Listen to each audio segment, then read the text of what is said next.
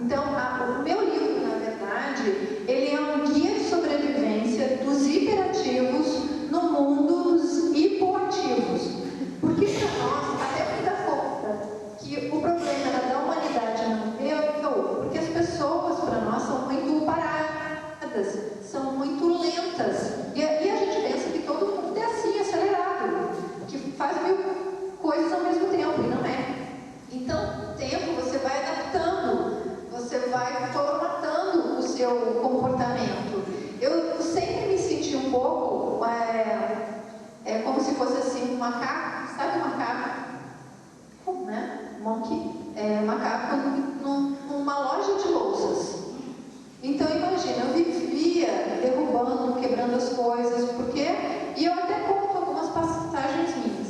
Eu gostaria de ressaltar que este livro não é uma história da minha vida. A autobiografia, ela só é importante como tela de fundo para um estudo em que eu avaliei outros casos, até mais graves e diferentes do meu. O que eu fiquei muito aliviada é que eu achava no início, como eu não conhecia e não tinha nenhuma noção de saúde, eu achava que era loucura, eu achava que pegava como meningite, então eu não tinha a menor noção. E quando eu concluí a faculdade, dentro da psiquiatria, eu descobri que o TDAH é o menor dos males. Eu fiquei tão aliviada, falei, então é fácil. Vamos transformar isso numa força, né? E esse é o meu trabalho. Tudo fica mais fácil quando você faz de uma doença, né, uma ferramenta.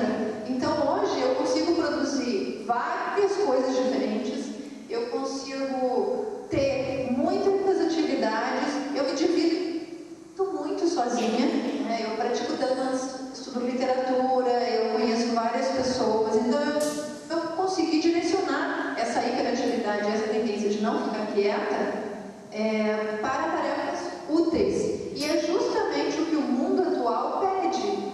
O que o mundo atual pede? Pessoas polivalentes, pessoas que tenham avidez por coisas novas, avidez pelo novo, se chama neofilia, ou novel thinking, buscadores de novidades. São justamente os descobridores, né? Os descobridores descobriram a América, né?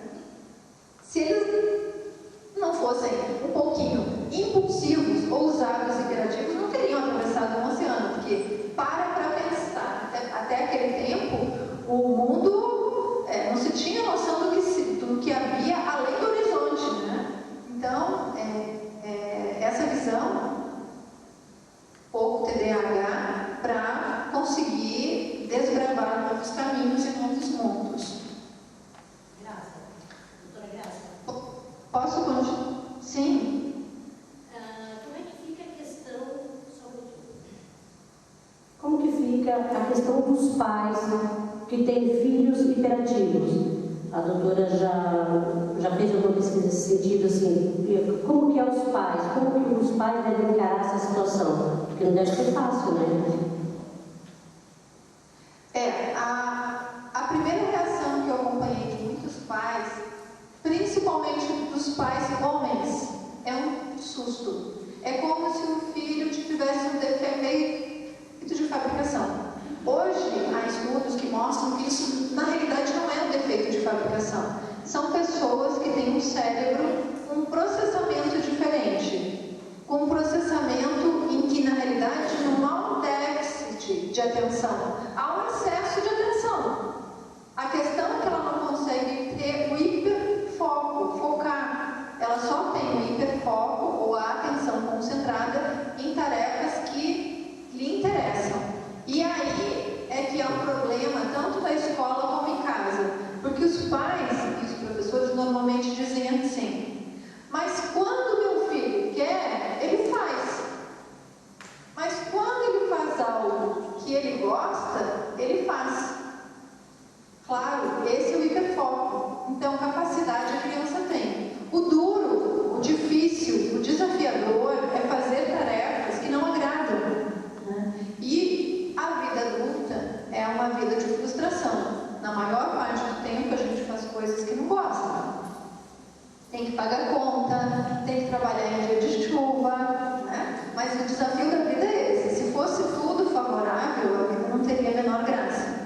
Então é assim que eu começo a conscientizar tanto as crianças como os pais. Voltando à questão dos pais, o meu primeiro capítulo, que eu abro o livro, como eram os imperativos na história humana. Eu já recebi mensagens de pais, principalmente pais árabes, homens, me agradecendo porque compreenderam que na realidade o filho tinha uma habilidade diferente e passaram a aceitar o filho, não mais a rejeitar o filho. Então, isso para mim foi o maior prêmio, o maior troféu que eu recebi, né? Um pai aceitar e ver o filho como um potencial diferente e que pode ser aproveitado tanto para a vida dele como para a própria família, né? Isso é muito importante porque não é uma doença propriamente dita, porque não tem como abrir o cérebro da criança e dizer aqui está uma doença, É um quadro sindrômico. Há estudos genéticos que já mapearam o DNA e há hipóteses sérias sobre isso. Geralmente os médicos, quando diagnosticam, quem pode diagnosticar? É médico e psicólogo. E o pai leva, ou a mãe leva. Se o pai ou a mãe é hiperativo, o médico e o psicólogo já tem mais de 80% de certeza de que o filho é realmente hiperativo, né? E aí a questão é o apoio afetivo. É muito importante a questão da rotina regular, conscientizar a criança que ela precisa ter atenção, colocar como desafio e tentar, na medida do possível, fazer com que as tarefas que não sejam tão agradáveis tenham uma premiação a curto prazo. É muito importante o hiperativo, a criança com perfil hiperativo e o aluno ter uma gratificação quase que imediata, porque aí ele estimula o motivo e faz de novo. Então, colocar como desafio: será que você vai conseguir dessa vez? Eu consegui. Será que você consegue? Uma competição positiva, né? E até divertida, ele vai entender muito mais.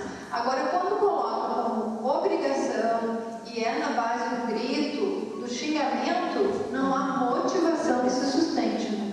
A menos que seja a única forma da pessoa sobreviver naquele meio. Aí a gente está falando de lares muito desestruturados, o que é um problema muito maior e muito mais grave que a própria criatividade.